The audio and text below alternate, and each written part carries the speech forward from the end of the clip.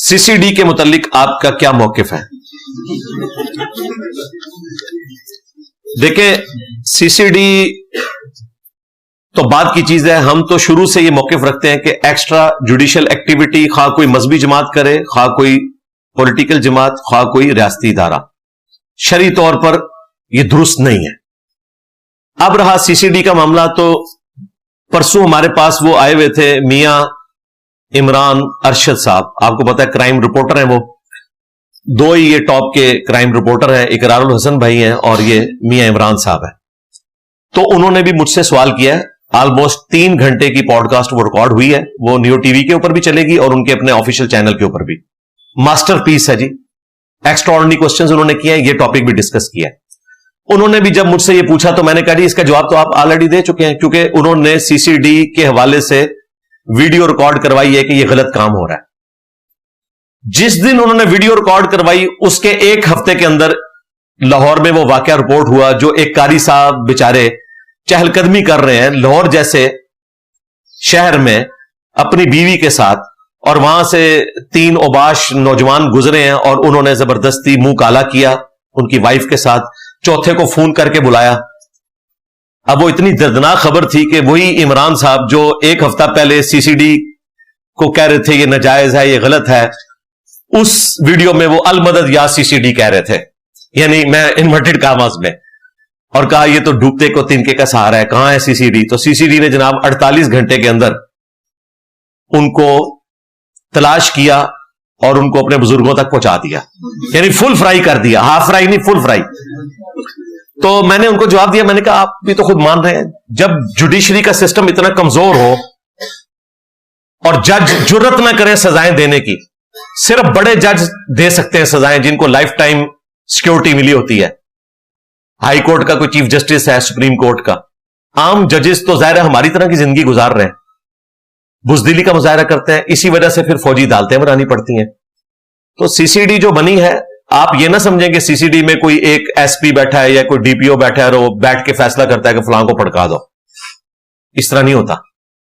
بہت بڑے لیول کے آفیسرز بیٹھتے ہیں، پوری فائل سامنے رکھی جاتی ہے، پورا ڈیسیژن ہوتا ہے. سزا جو ہو رہی ہے نا، اس کے طریقے سے آپ کو اختلاف ہو سکتا ہے کہ جوڈیشری کے تھرو ہونی چاہیے، لیکن سزا جو ہو رہی ہے نا وہ قرآن و سنت میں یہی سزا ہے، فساد فی الارض کی، کہ مخالف سمت کے ہاتھ پاؤں کاٹے جائیں، سولی دیا جائے، ملک بدر کیا جائے، ٹکڑے ٹکڑے کیے جائیں ایسے لوگوں کے. شرعی سزا یہی ہے.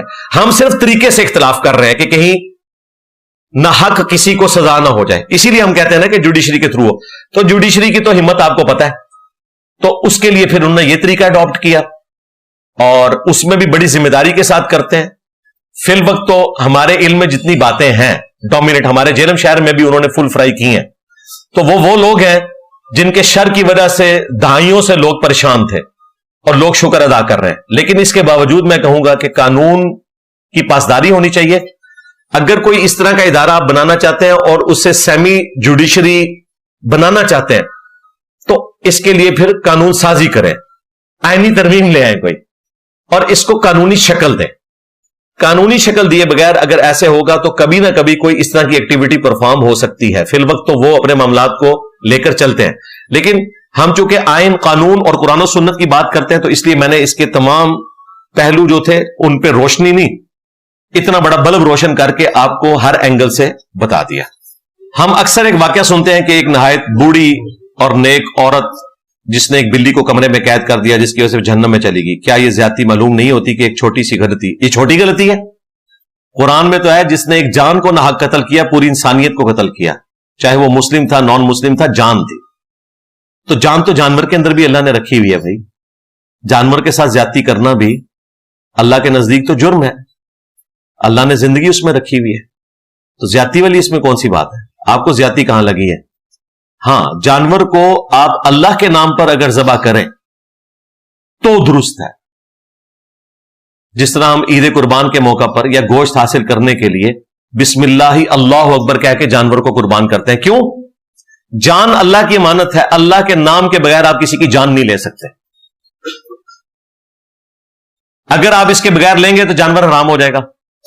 میدان جنگ میں بھی آپ انسان کی جان لیتے ہیں لیکن اللہ کے نام کے اوپر. کافر سے جب آپ لڑ رہے ہیں تو وہ بھی تو جان ہے. لیکن اللہ کے نام پہ اس کی جان لی جا رہی ہے. تو اللہ کے نام پر جان لی جا سکتی ہے، جانور کی بھی، انسان کی بھی. اس کے بغیر اگر آپ لیں گے تو بلی کی تو اللہ کے نام پہ نہیں لینی. آپ نے بلی روسٹ تو نہیں کھلانی کسی کو، نہ گدھا روسٹ کھلانا ہے.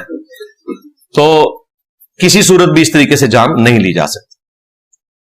کیا ہم اس ملک کو اسلامک جمہوریہ پاکستان کہہ سکتے ہیں جہاں ابھی بھی کل کی تاریخ میں اسلام آباد کے 4 بڑے ہوٹلوں کو شراب فروشی کی اجازت ملی ہے؟ تو اس سے اسلامک ریپبلک آف پاکستان کو کیا فرق پڑتا ہے؟ شراب نوشی تو حضرت عمر کے زمانے میں بھی بہت تھی، بخاری مسلم میں آتا ہے. اس لیے انہوں نے سزا 40 سے 80 کوڑے کر دی تھی، کیونکہ لوگوں کے پاس پیسہ آ گیا تھا. آپ تو سوچ رہے ہوں گے کہ بڑے دیکھتے لوگ، حضرت عمر کے زمانے میں بخاری مسلم کے الفاظ ہیں شراب نوشی بڑھ گئی کیونکہ پیسہ کھلا آ رہا تھا. ہاں، اس کو قانونی شکل دینا یہ کریٹیکل چیز ہے جو آپ نے ہائی لائٹ کی. تو بھائی اگر اس طرح کی اجازت دی ہے یا پرمٹ دیا جاتا ہے کسی کرسچن کو، ہندو کو، تو وہ تو کہتے ہیں ہمارے نزدیک تو یہ جائز ہی نہیں ہے. تو بالکل یہ قرآن و سنت کے خلاف ہے. اس کے خلاف ہم پروٹیسٹ کریں، اس کی غلطی کو ہائی لائٹ کریں. اس کی وجہ سے باقی ساری چیزیں زیرو سے ملٹیپلائی نہیں ہوگی. باقی تو ہم مانتے ہیں کہ اسلامک ریپبلک آف جاپان ہے جہاں پہ 4-5 سال کا بچہ بھی اکیلا سکول جاتا ہے، اس کو کوئی خطرہ نہیں ہے. بس سٹاپ پہ کھڑا ہوتا ہے، کوئی خطرہ نہیں ہے. اتنا امن ہے، کمال ہے، کوئی شک نہیں اس میں. مسجد کی تعمیر کے پیسوں میں ہیرا پھیری کرنے والوں کے بارے میں آپ کیا کہتے ہیں؟ یہ پوچھنے والی بات ہے بھائی. حرام کھا رہے جہنم میں جائیں گے. چاہے آپ انسان کا حق کھائیں یا اللہ کا حق کھائیں، دونوں صورتوں میں دوزخ کی آگ ہے جو آپ اپنے پیٹ میں بھر رہے ہیں. یہ پوچھنے والی بات ہی نہیں بھائی. صحیح مسلم میں حدیث ہے، گناہ وہ جو تیرے دل میں کھٹکے اور تو اس بات سے آر محسوس کرے کہ لوگ اس پر مطلع ہوں.